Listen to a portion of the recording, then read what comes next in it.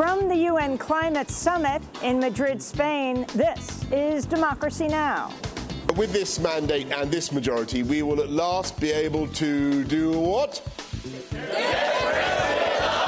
You've been paying attention. Because this election means that getting Brexit done is now the irrefutable, irresistible, unarguable decision of the British people. A landslide victory for the Conservatives in the United Kingdom, where Prime Minister Boris Johnson says Brexit is now irrefutable.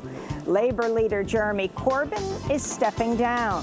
We'll speak with journalist George Monbiot and Priya Gopal, author of Insurgent Empire, Anti-Colonial Resistance and British Descent. Then Cop-Out 25? While deadly droughts, flooding, cyclones, and wildfires rage outside the UN Climate Summit worldwide, the rich countries most responsible for the climate emergency have spent the talks dialing back ambition and blocking progress. That's what activists, scientists, indigenous, and grassroots climate leaders are charging in these last days of this year's climate conference. We'll also look at how global heating is already displacing tens of millions of people. What we're witnessing around the world is that the climate crisis isn't just changing ecosystems, isn't just raising sea levels, it's forcing people to leave their homes. All that and more coming up.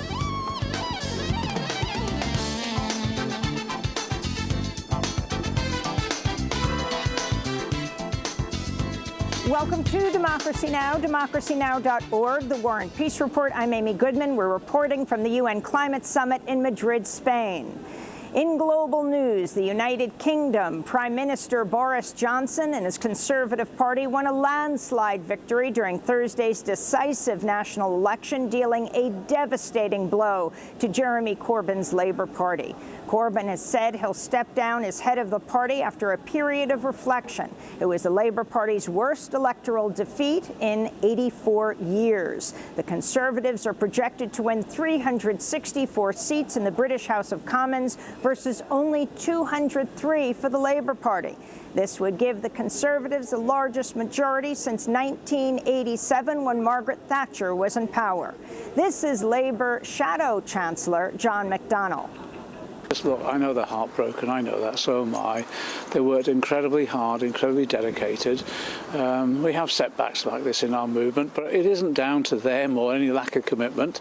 Brexit was the issue for us. The Conservative Party's sweeping victory all but guarantees Brexit, Britain's departure from the European Union early next year. The party won resoundingly despite Prime Minister Boris Johnson being accused of Islamophobia, xenophobia, and sexual harassment. We'll have more on the British elections after headlines with British journalist George Monbiot and Cambridge University lecturer Priya Gopal. On Capitol Hill, the chair of the House Judiciary Committee, Jerry Nadler, unexpectedly called off a vote on the 2 articles of impeachment against President Trump after a 14-hour debate in the committee Thursday. Long 2 days of consideration of these articles, and it is now very late at night. I want the members on both sides of the aisle to think about what has happened over these last 2 days and to search their consciences before we cast our final votes. Congressmember Jerry Nadler has now rescheduled the vote for today at 10 a.m. Eastern Time. The first article of impeachment, abuse of power, centers on how President Trump withheld military aid from Ukraine to pressure the Ukrainian president to investigate Trump's political rival Joe Biden and his son Hunter. Democratic lawmakers say Trump then tried to cover up his actions, leading to the second article of impeachment, obstruction of Congress. Democracy Now! Will be live streaming the impeachment hearing today at our website, democracynow.org. In Algeria, thousands of people have taken to the streets to denounce Thursday's presidential election as a farce.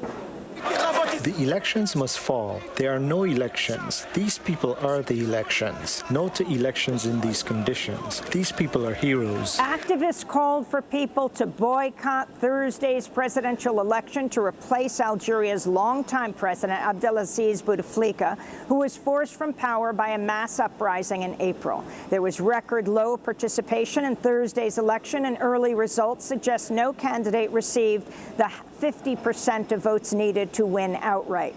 Protesters say all 5 candidates represent a continuation of Algeria's corrupt ruling elite.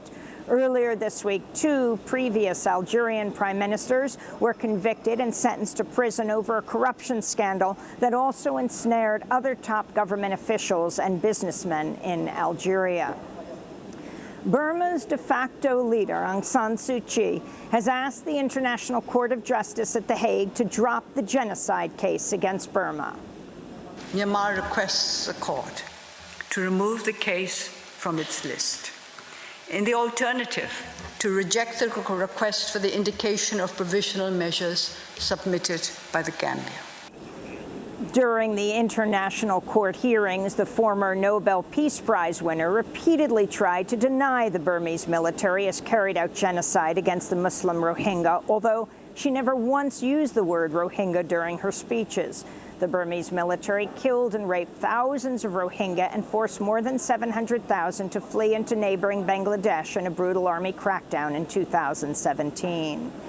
In India, police killed at least 2 protesters in the state of Assam amid massive demonstrations against the Citizenship Amendment Bill, which many have denounced as a major step toward the official marginalization of India's 200 million Muslims. The upper house of parliament has passed the highly controversial legislation, which provides a path to citizenship for immigrants from Afghanistan, Bangladesh, and Pakistan, unless they're Muslim.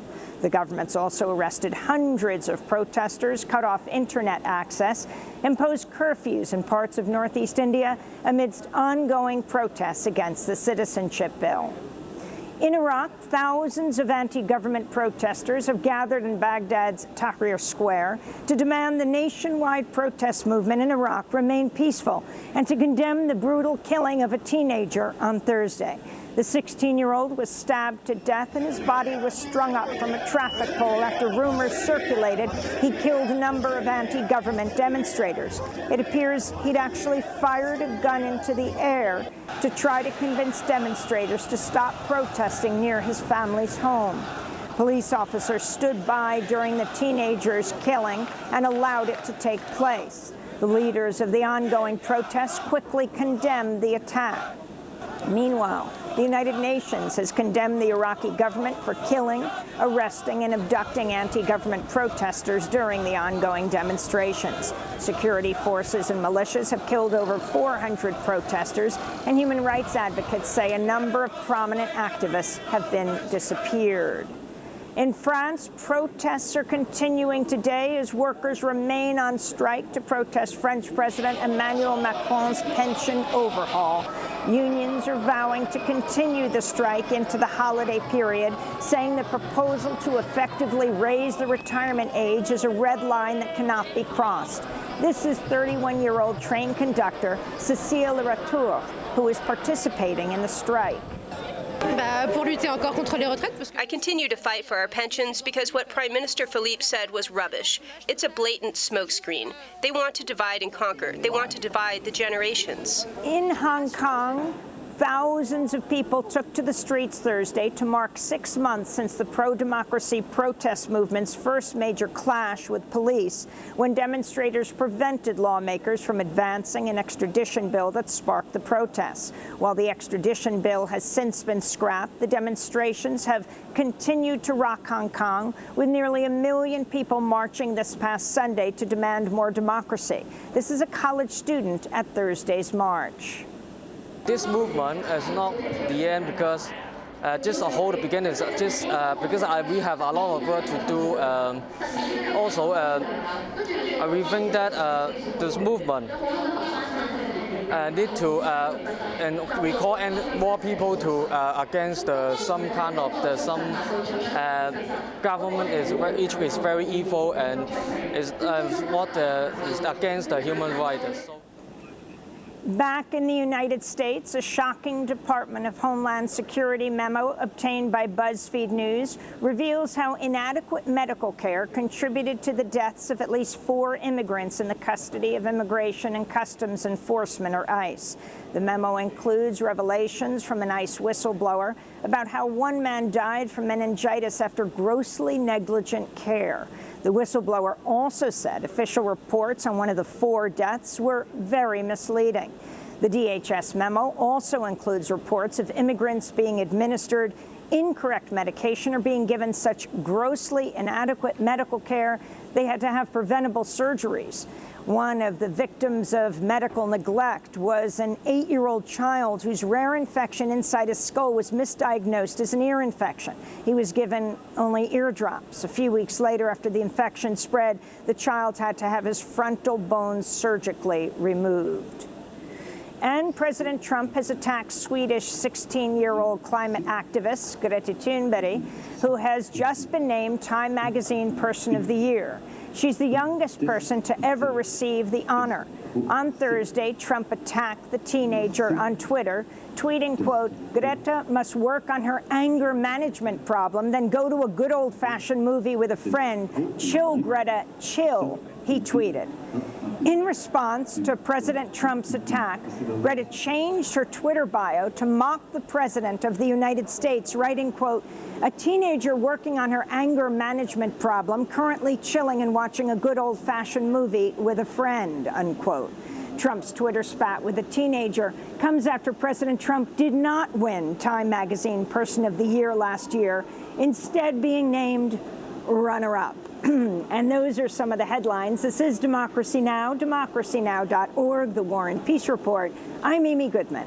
And I'm Nermeen Sheikh. We're broadcasting from inside the United Nations Climate Change Conference here in Madrid, Spain.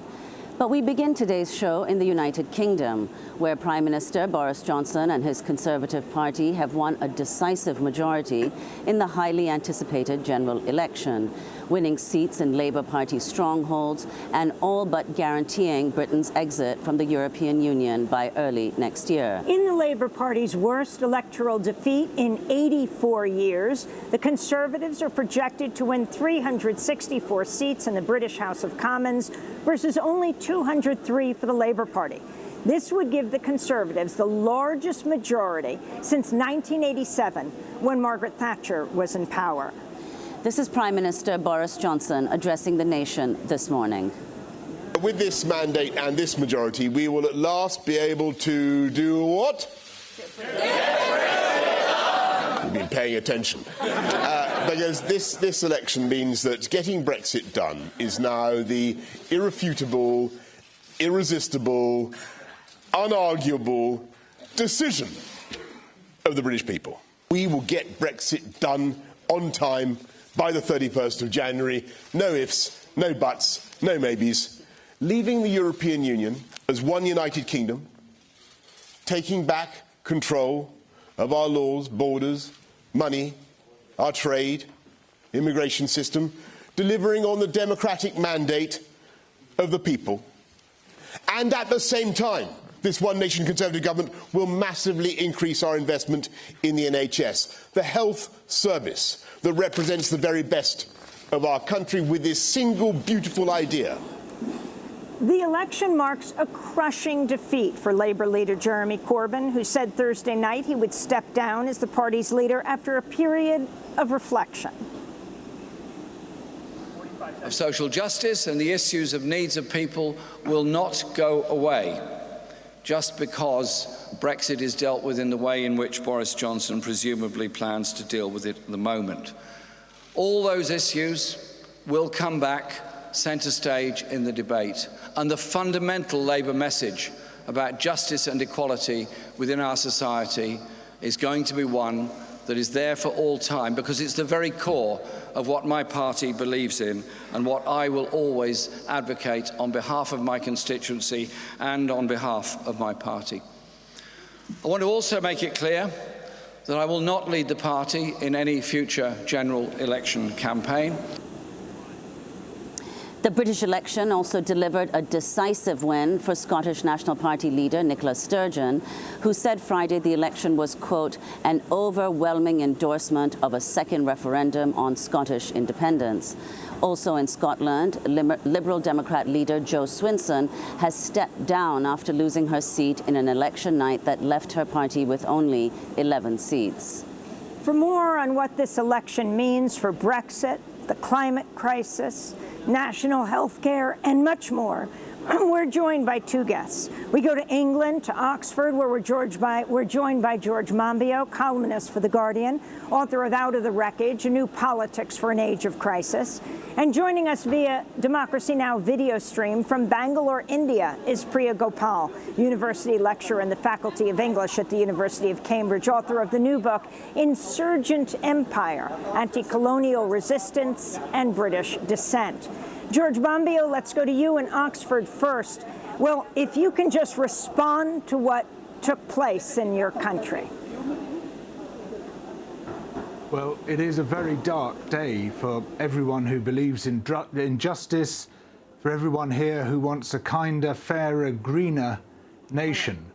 Arguably the darkest day that we've had since the end of the Second World War in this country. And we've now stepped into the same political arena as the US has with Trump, India has with Modi, as the Philippines have with Duterte, and Brazil with Bolsonaro. These are very dangerous times, just when we need to confront the greatest predicament humankind has ever faced, which is the collapse of our life support systems.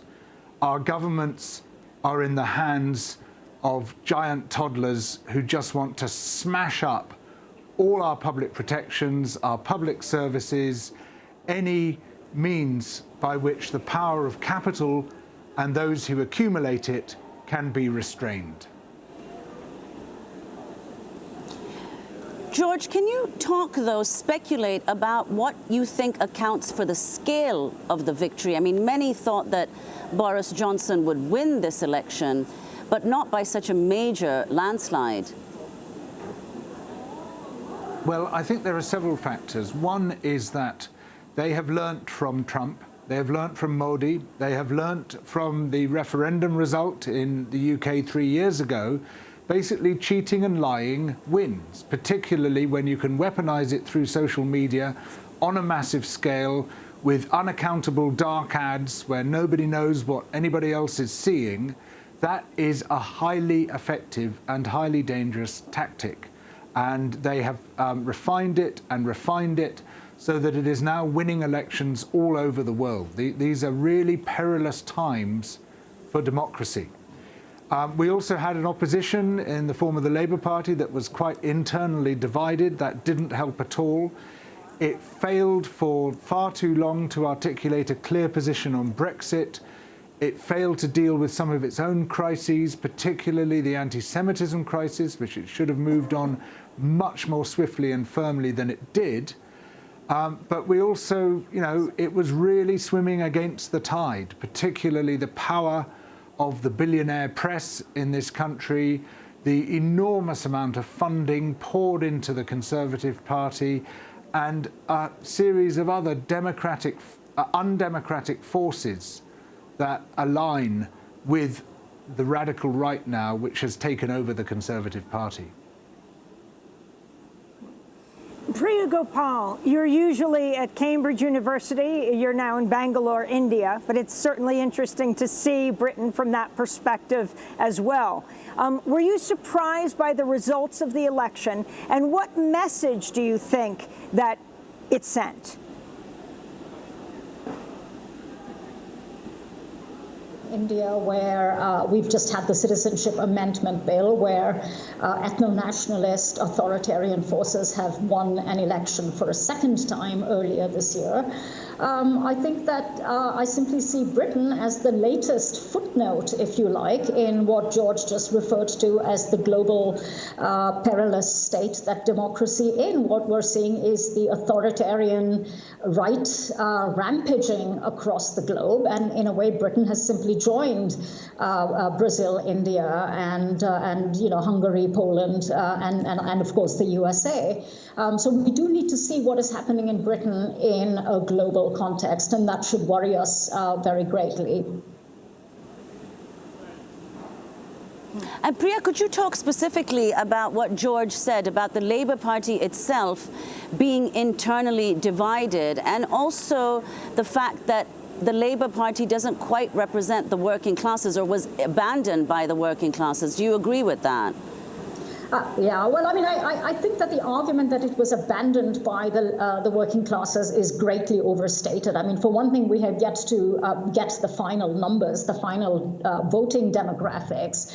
I think that when people say that Labour was abandoned by the working classes, they're actually often making a slightly racialized statement. What they're saying is that people who consider themselves white and so-called indigenous Britons have voted against migrants and ethnic minorities. And it is important to point out here that the working classes in Britain, like the working classes pretty much anywhere else, including the USA, is not homogenous. It consists of different communities. It consists of different religions. And so there is no yardstick by which you can say Labour was abandoned as a whole by the working classes. We don't know that for sure. And even with the Brexit referendum, the working class vote, I would say, was divided. Yes, there were certain Labour strongholds that did vote leave, and that did vote leave on an explicitly xenophobic anti-migrant platform, which was furthered by the kinds of lying and cheating on the part of the media that George referred to earlier.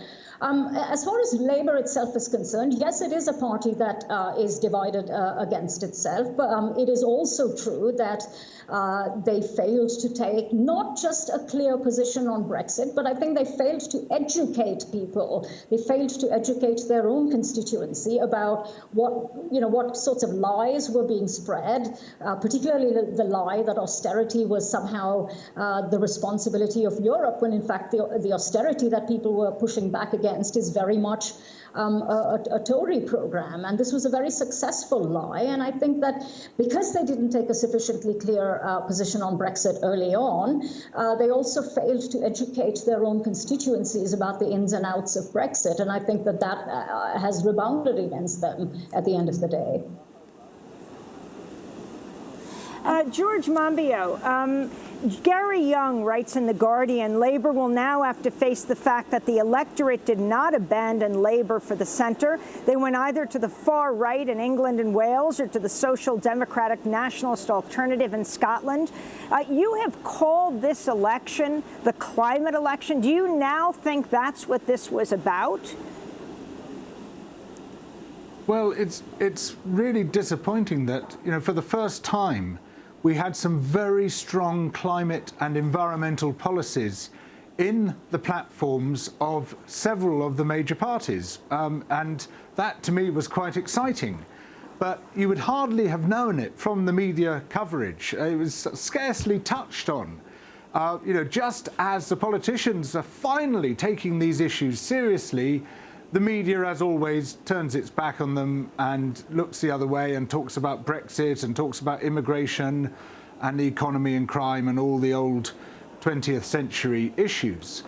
And so it's, this great opportunity we had finally to take action on our greatest ever crisis has once more been lost. And that is tremendously disappointing. I mean, obviously I don't trust Johnson on anything, but I particularly don't trust him on environmental issues.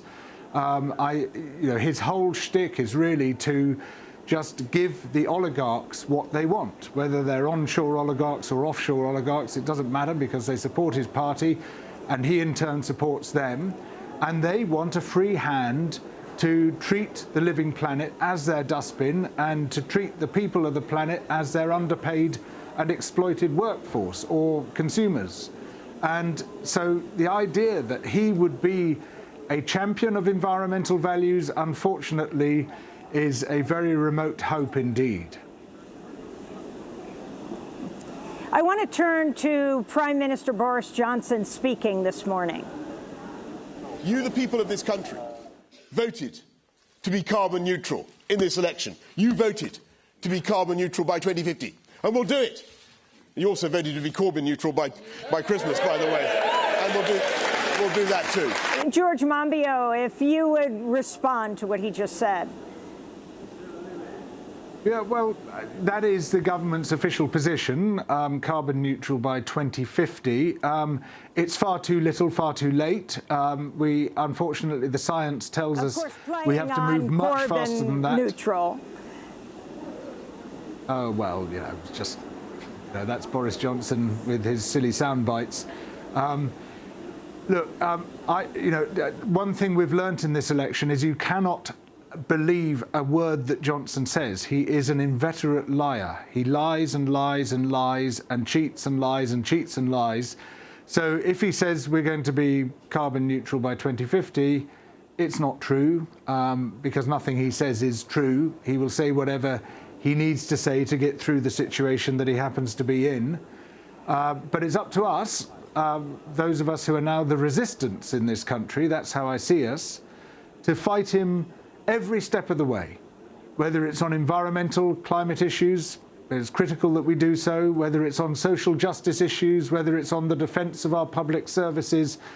We will fight him, and we will develop alternatives, and we will resist, and we will rebuild, and we will come out of this stronger than before. But we're going to have to show a lot of unity. We're going to have to drop the recriminations. We're going to have to invest in solidarity, invest in mutual aid, help each other out of this appalling mess that we've fallen into in the UK. We can do that, but we're going to have to climb out of a pretty deep well of despair first. But George, could you explain what the implications of Boris Johnson's electoral win is? I mean, this massive majority that the Conservatives have won, the results mean that Johnson will be the most powerful prime minister since Tony Blair won a landslide for Labour in 1997. What do you anticipate Johnson will do with this landslide? What kinds of legislation will he put forward? So Johnson has no vision for the country. He has a vision for a particular powerful class who are basically oligarchs, extremely rich people who use their money, often unrecorded, to fund the lobby groups, to fund the Conservative Party directly, to fund our equivalent of political action committees, which are just beginning to take off in the UK, to get what they want. And he's been in their pocket throughout his political career. And he knows what they want. They want an offshore, deregulated economy where public protections are torn down, where public services are ripped open to competition with the private sector, or indeed to direct privatization and capture by the private sector. And environmental regulations will go to the wall because those restrict the ability of the oligarchs to make even more money. They want to be able to dump their pollutants. They want to be able to seize natural wealth without paying for it. We're in a very dangerous position indeed, because this charlatan, this liar, this cheat has taken power with a massive majority in this country. And we don't even have the brakes on the system that you have in the US. At least there are institutional means of resisting Donald Trump, not least Congress. But we don't have any such brakes because we don't have a clear separation of powers in this country. We don't have a formal constitution in this country. Basically, a prime minister with a large majority can take almost sovereign powers. He can capture the old powers that the monarch used to have. This is a very perilous situation indeed. Priya Gopal, if you can talk more about Labour leader Jeremy Corbyn, who says he's going to step down after a period of reflection the party goes through.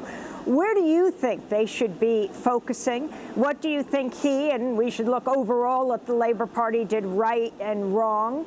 And also, what do you think this means about the balance of power with Britain? I mean, with Brexit about to happen and both Boris Johnson and Trump, such close allies, what that alliance will mean? But start with Corbyn.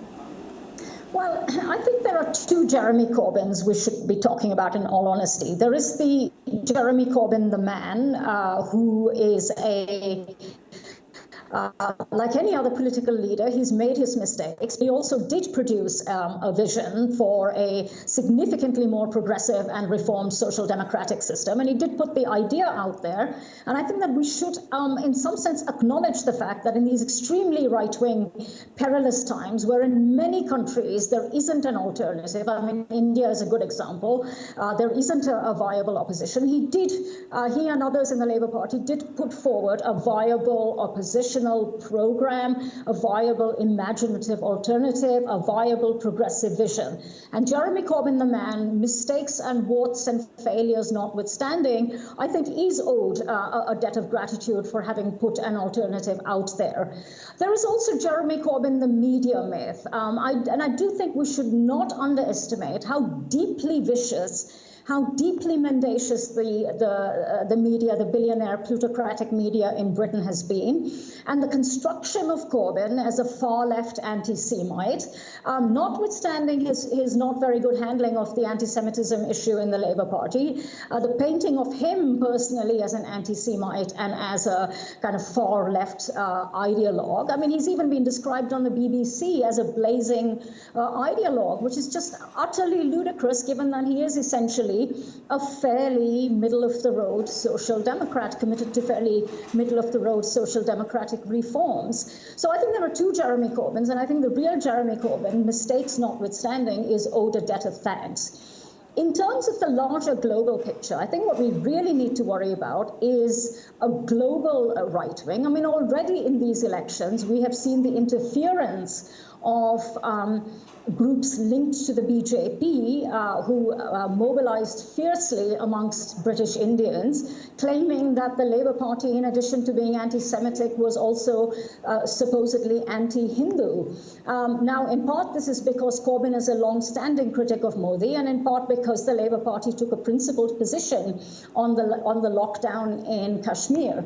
But what we do see is a global right wing. We've seen Trump more or less interfere with British electoral politics, and we have seen the Indian right wing interfere with British electoral politics in ways that I think would have been condemned immediately if this had been happening in any other kind of country with any other kind of foreign powers. So I think we really need to be on the alert for what is happening internationally and on a global scale, and the extent to which right-wing forces, ethno-nationalist authoritarian forces are working hand in hand, and the extent to which they have already bolstered Boris Johnson and his undoubtedly deeply damaging program that is ahead of us now.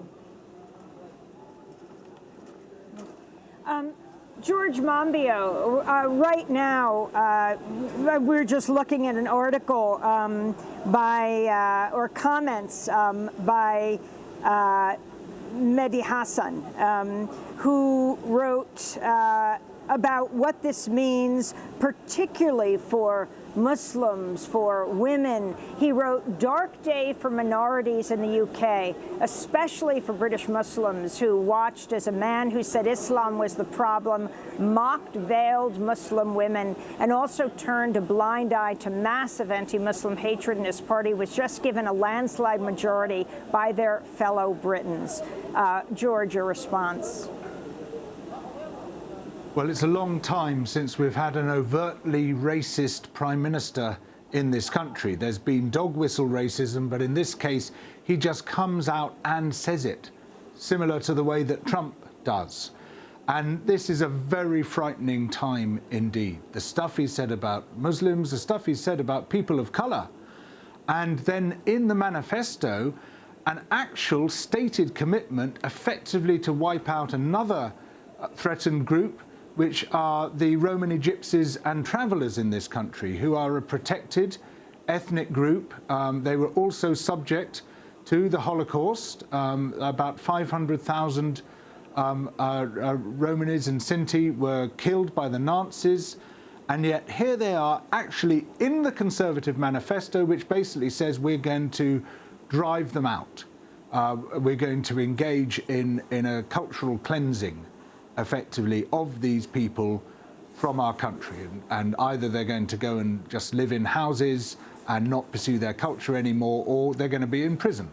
We're going to jail them for pursuing their culture. It couldn't be more blatant. It couldn't be more terrifying. But it's there, right in black and white, in their platform. So, you know, this is really, really frightening. And we know that whenever he runs into trouble, Johnson is going to use xenophobia and racism and scapegoating of immigrants, of Muslims, of the poor and the weak in general, of Romani and travellers in particular. He's going to use all that to deflect attention from the many problems that he's going to run into, particularly as he tries to implement Brexit, particularly as some of his lies and cheating are exposed. He's going to turn it towards the classic scapegoating of minority peoples, with potentially very frightening implications for those peoples. And it's up to all of us who believe in social justice to stand in solidarity with those peoples and defend them from the inevitable attacks. And George, we just have a minute now, but if you could comment on what you think the majority, the massive majority for the Tories, means for Scotland. Does this mean that there will be a second referendum, or that there ought to be, on independence? Yes, I'm pretty sure that there will be. I mean, certainly the Scots are going to be pushing for it very hard now. Scotland was very much anti-Brexit. The large majority want to stay in the European Union. With independence, they would be able to do that. They would be able to become an independent member of the European Union, and they won't be in the position of having the block of concrete, which is the UK, thrown out of the boat with their ankle attached to it, which is, you know, how it's going to be with them for Brexit if they stay within the Union, within the United Kingdom. So I would be surprised if Scotland does not leave the United Kingdom before long. We could potentially see Northern Ireland going the same way. That's a possibility. We're looking at the breakup of the United Kingdom, which isn't necessarily a bad thing.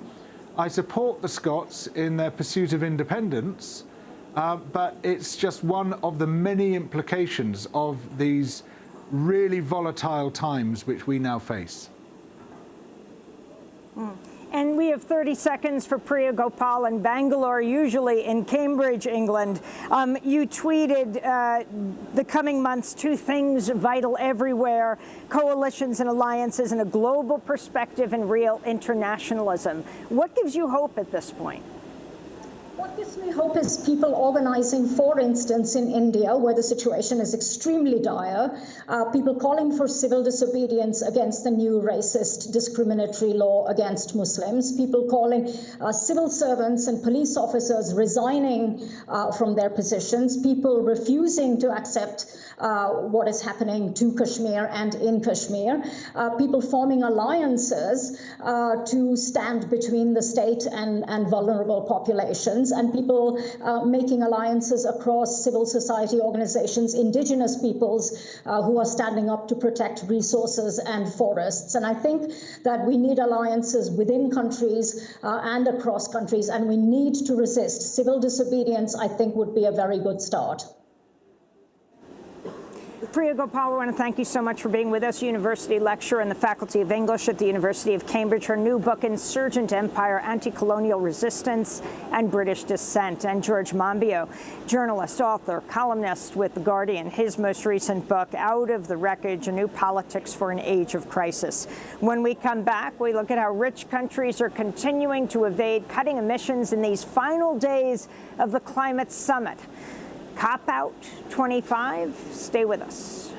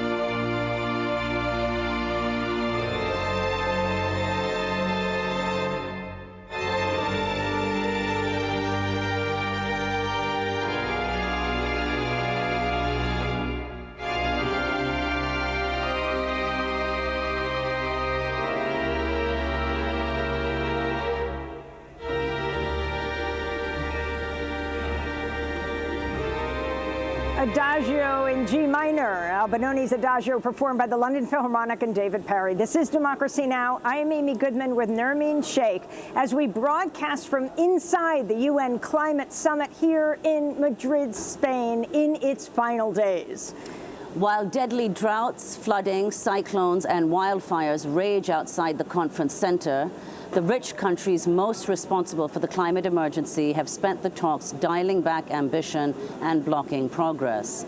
That's what activists, scientists, indigenous and grassroots climate leaders are charging in the last days of this year's climate conference, as 2 weeks of negotiations wrap up without crucial commitments from the countries most responsible for global emissions. This week, more than 70 developing countries have announced they'll accelerate their climate plans, and 72 countries have signed on to goals to reach net zero carbon emissions by 2050.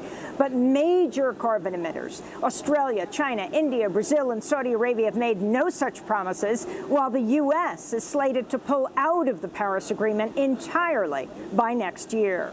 Meanwhile, a new study finds that the climate crisis is already leading to a massive increase in the number of refugees being displaced around the world. In Berkeley, California, we're joined by policy analysts with the Global Justice Program at the Othering and Belonging Institute at the University of California, Berkeley. He's the co-author of the new report, Climate Refugees, the Climate Crisis and Rights Denied. And here in Madrid, Spain, we're joined by Salim El-Haq, climate scientist, director of the International Center for Climate Change and Development in Bangladesh, advising the bloc of least developed countries in the climate negotiations. We welcome you both to Democracy Now! Salim El-Haq, let's begin with you. I mean, you have, as so many have said, these climate emergencies taking place around the world right now. You've got the wildfires in Australia. You've got the floods. You've got the droughts. You've got climate migration at a level we haven't seen. What is happening here? Is this a cop-out? And what role is the U.S. playing? Well, I think the year 2019 will, in hindsight, be seen as the tipping point when human-induced climate change became reality. We can now attribute many of the things you just said, the magnitude of them being way over anything we've seen before, and that can now be attributed to the fact that we have already increased global temperature by well over 1 degree centigrade, and that is already having the impacts. And we're headed for 3 degrees and nowhere near the 1.5 degrees that we want to do. So what we are seeing in reality is that the impacts are causing damage, they're causing loss of life, loss of biodiversity, and what we need the Conference of Parties to do is step up to that challenge that is being given from the rest of the world, particularly the young children of the world who were out here in Madrid, 500,000 of them last Friday. But I don't see a lot of signs of the negotiators responding to that, and the U.S. is being particularly difficult. What is the U.S. doing? I mean, on the one hand, Trump is pulling the U.S. out of the climate conference, but they are also, as each day goes by, working to dilute any kind of lead up to next year, the evaluation of the Paris Climate Accord. So the specific technical point here in Madrid in the 25th Conference of Parties is something called the review of the Warsaw International Mechanism on Loss and Damage. The developing countries have a united front here. We want that review to take it forward with an implementation arm and a finance arm. And the finance part is something that the United States is completely against. And so far we haven't got a decision on that. Explain finance.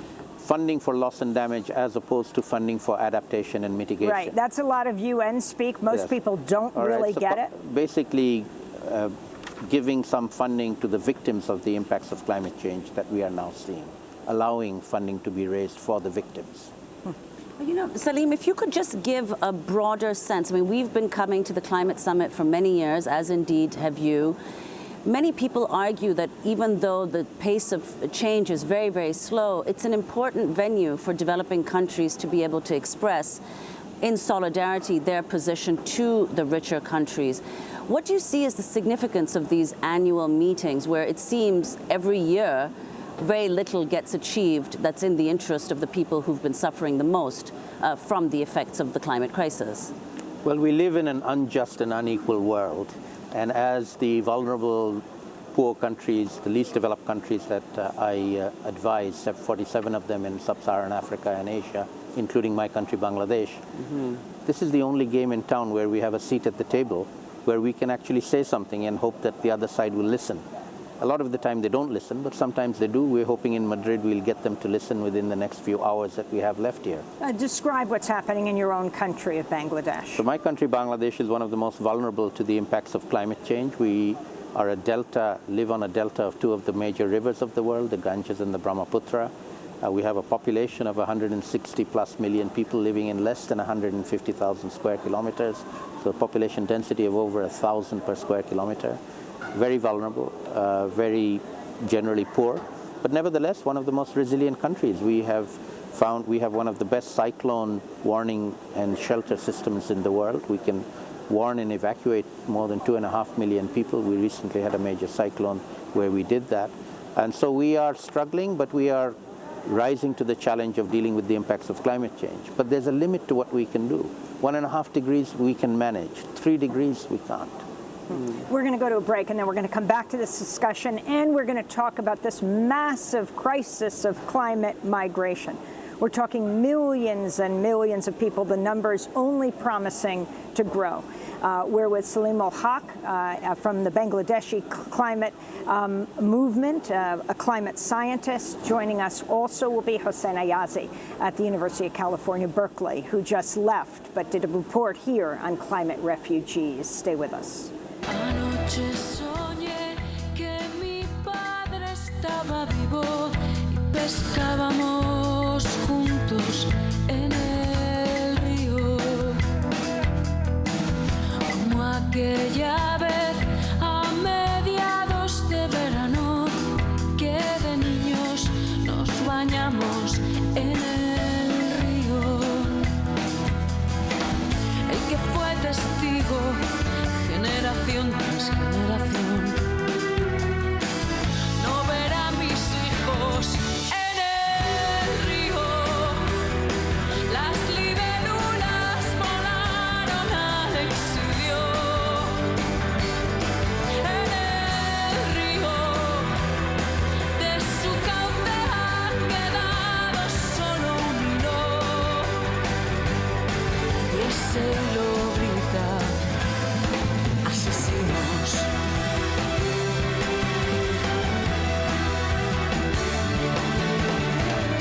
Hi, I'm Maral. This is Democracy Now!, democracynow.org, The War and Peace Report. I'm Amy Goodman with Nermeen Sheikh. We're broadcasting from inside the UN Climate Summit here in Madrid, Spain, in the last few days of this climate summit that people are calling a cop-out, that we inside the climate summit have seen mass protests here, and yet still it limps along. And outside, the number of people who are so affected by the climate catastrophe. A new study finds that the climate crisis is already leading to a massive increase in the number of refugees being displaced around the world. In Berkeley, California, we are joined by Hossein Ayazi, policy analyst with the Global Justice Program at the Othering and Belonging Institute at the University of California, Berkeley. He's the co-author of the new report, Climate Refugees, The Climate Crisis and Rights Denied. And still with us here in Madrid is Salim Ul-Haq, climate scientist and the director of the International Center for Climate Change and Development in Bangladesh. He's advising the bloc of least developed countries here in the climate negotiations. So Hossein Ayazi, could you lay out what you found in this report on climate refugees? How many are there? What countries are the worst affected? Yes, so we're finding in the report that permanent and short-term displacement due to the climate crisis is only increasing. In 2018, for example, of the 28 million new displaced persons, over 17 million were displaced due to weather-related natural disasters. And these displacements were by and large across the global south. One need only look to the droughts in Pakistan, the floods in India, in Nigeria, the crop failures and droughts in the Central American dry corridor that was behind the Central American migration caravan, the migrant caravan, that dominated news cycles last year. And the second finding in the report is that although we generally refer to climate-induced displaced persons as climate refugees, this is actually not a legally recognized term, as in this is not a term within international refugee protections. And in fact, the UN High Commissioner for Refugees does not officially endorse the term climate refugees. And this is really emblematic of the issue at large, in that across international refugee law, international human rights law, international humanitarian law, and other bodies of law, protections for climate refugees are limited, piecemeal, and by and large not legally binding. So you were here, is that right, Hossein Ayazi? No, I was not at COP. But some of your colleagues were. This issue of climate refugees right now, how does what's happening inside the UN Climate Summit affect what's happening outside? This discussion we're having with you about climate refugees, and if you can talk more about, for example, what you mean by petro-persecution. Sure. So I'll start with your second question, in that petro-persecution is the main notion that we're advancing within the report. And it's a term, basically we've identified a major barrier in negotiations toward refugee protections for climate refugees. In order to obtain refugee status, one need cross international borders due to a real risk of persecution on the basis of one's race, ethnicity, religion, other circumstances. But this notion of persecution within refugee law assumes that the source of persecution, the actor, the persecutor, is either one's country of origin, the government, or internal to one's country of origin. And this is not how forced migration under the climate crisis works. In fact, when we think of forced migration under the climate crisis, it's fundamentally impossible to tie a specific climate-related natural disaster to a specific actor of persecution, whether it's corporations, fossil fuel corporations, or fossil fuel-dependent industrial processes. Additionally, many of the countries that are at greatest risk of the effects of the climate crisis are in fact working hard to protect their own populations, to keep them in place, to ensure that they have the livelihoods to remain in place. And so what we're trying to do with this notion of petro-persecution is, one, de-link the notion of persecution from territory. By that I mean the climate crisis is a global phenomenon, and so we need to recognize it as such within international refugee law. And the second thing that we want to advance within this notion of petro-persecution is that the actor of persecution is actually our global dependence upon fossil fuels and the global investment patterns behind this dependence. And Hussein, your report doesn't just look at climate refugees in the sense of people who are forced to flee across borders, but also at people who've been forced to flee their homes within countries, internally displaced people. Could you talk about that? What did you find? How many people are affected and where? Yes, so by and large, most migration due to the climate crisis and most forced migration in general is internal. And this is something that we state clearly in the report, and that is actually people displaced internally do have the legally recognized ability to gain ability to resettle within their country of origin and stay put. And the issue that we found in the report is that while internally displaced peoples do have the means to for recourse and redress in some way or another, that this is not at all the case for peoples forced to cross international borders. So when we discuss refugees, whether climate refugees or not, we're really talking about movement across international borders, and how as certain island nations, for example, are at risk of complete inundation, or desertification makes entire countries potentially inhabitable, that people are forced to flee their country and that there's no place for them to resettle at home. And this is the major gap in international refugee law that we're shining a light on. And food refugees? Yes, so this notion of food refugees is one that we are using to define people or communities displaced due to growing food insecurity. And this can be due to a number of dynamics. This could be due to land grabs or natural resource grabs, seed monopolies, international free trade agreements, basically what people might describe as the corporate food regime or corporate food system. And this structural vulnerability that communities face as a result of this larger system actually intersects with the climate crisis in the sense that natural disasters exacerbated by the climate crisis force people force already vulnerable peoples to search elsewhere for sustainable livelihoods. And so while we recognize that the term climate refugee is different from food refugee, the two are really interrelated and need be recognized as both distinct categories, yet fundamentally inseparable. Very quickly before we end, Salim ul-Haq, this year we're in Madrid, Spain. Next year, Glasgow. What do you expect to happen in this time? Or does it even matter what happens here? Is it the action in the streets the only thing that makes a difference, like the young climate activists by the millions going on school climate strike, demanding that their leaders pay attention? I think it still matters. I think it does matter because this is where the leaders are. This is where the leaders are negotiating. They have to listen to their own kids who are out on the streets shouting at them and telling them that they're ruining their own kids' future.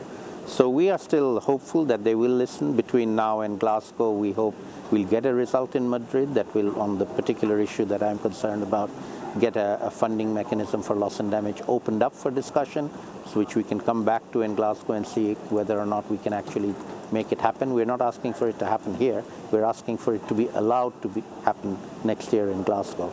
We're hopeful that we might get that. Well, we want to thank you both so much for being with us. Salim ul-Haq, climate scientist, director of the International Center for Climate Change and Development in Bangladesh, and Hossein Ayazi, policy analyst and co-author of the new report, Climate Refugees, the Climate Crisis and Rights Denied. We'll link to that report at democracynow.org. That does it for our coverage right here on site at the 25th United Nations Climate Change Summit. We want to say special thanks to our crew right here in Madrid, but we'll let them speak their own names in their own words. Pablo Fernández. Antonio Herrera. Irene Briones. Jesús Parreño. Carlos Vargas. Luke Mylander. Ramón Ausán. Daniel Gómez Núñez. And thank you also to the crew who helped us with our live crew last Friday from El Cumbre, Social and Climate, Ana Galatea Marina Panuelas and Daniel Vasquez, and to the Democracy Now! Crew here on the ground in Madrid, Libby Rainey, Carla Wills, Nermeen Sheikh, John Hamilton, Hani Massoud, Trina Nadura, Laura Gottesdina, Maria Taracena, Julia Thomas, Adriano Contreras, Dennis Moynihan, and Maria Carrion. Special thanks to Julie Crosby, welcome back, and to Miriam Barnard. And a very welcome to the world to Maliki. I'm Amy Goodman with Nermeen Sheikh.